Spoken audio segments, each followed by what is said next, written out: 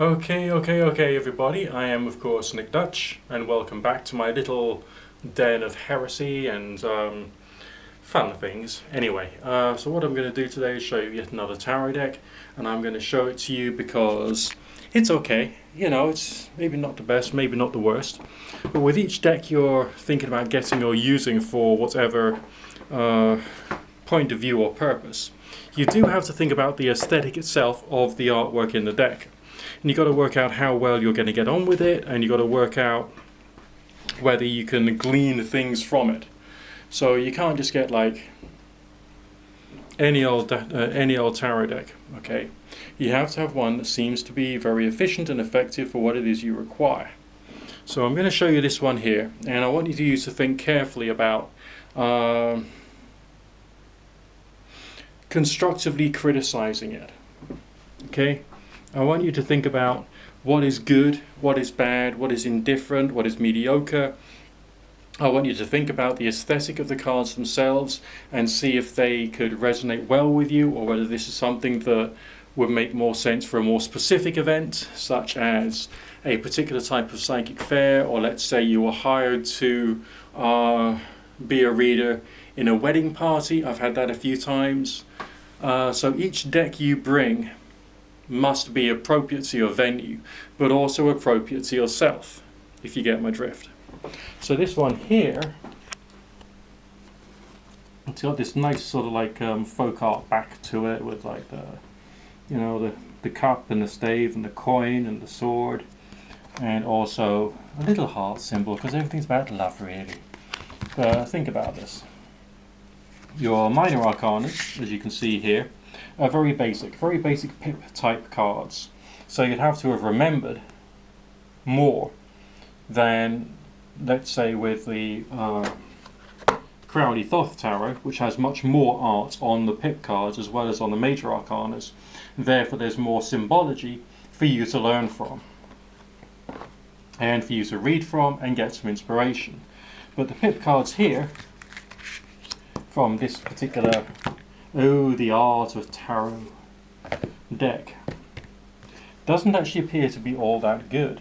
But if you think about it from another point of view, it has this vaguely medieval-esque sort of like almost rough-hewn, almost as if it was a woodcut type image associated with it, which is quite clever, quite good, and quite therefore atmospheric and full of ambience.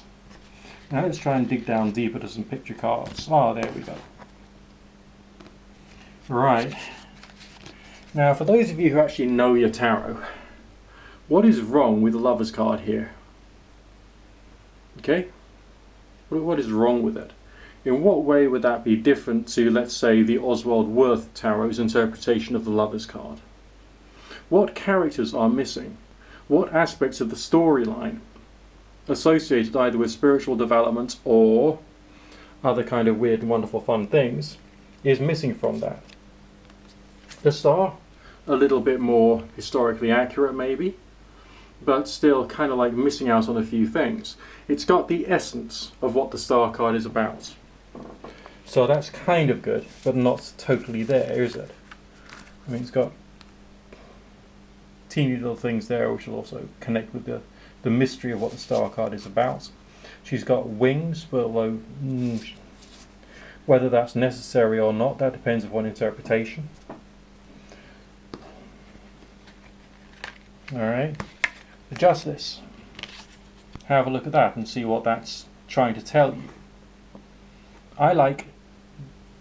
What I do like about this deck is the fact it has this simplistic, rough-hewn, almost medievalistic simplicity, and therefore it focuses on on some aspects of what the symbology of the card is about, but it's not going into great detail or depth. The Emperor is relatively good, as you can tell, and you should be able to tell why the Emperor is good as well. But it's still missing out on some particular key symbols, which it's chosen to move into the astrology there and there, when there should be a ram's head image somewhere on the Emperor card, rather than just the astrological symbols, if you think about it. If you understand why it's there, of course, because of the history of tarot. Sun card, that's perfectly adequate. And it's got lots of the key themes in there. It's working quite nicely. But do you get my point?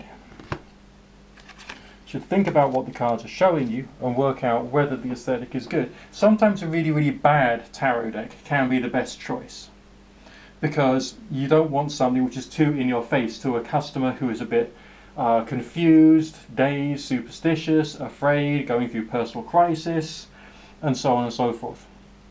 So when you're doing your in-person readings, select your tarot packs accordingly. Now, one of the best ways of training is to go back to the Aleister Crowley Book of Thoth Tarot, because that's very blatant, it's very in your face, it's very open. I use that one for my work mainly, when I'm working on the telephone, that is. But as I say, when it comes to psychic fairs, when it comes to other varieties of events, you need to think carefully about the effects that your deck is going to have.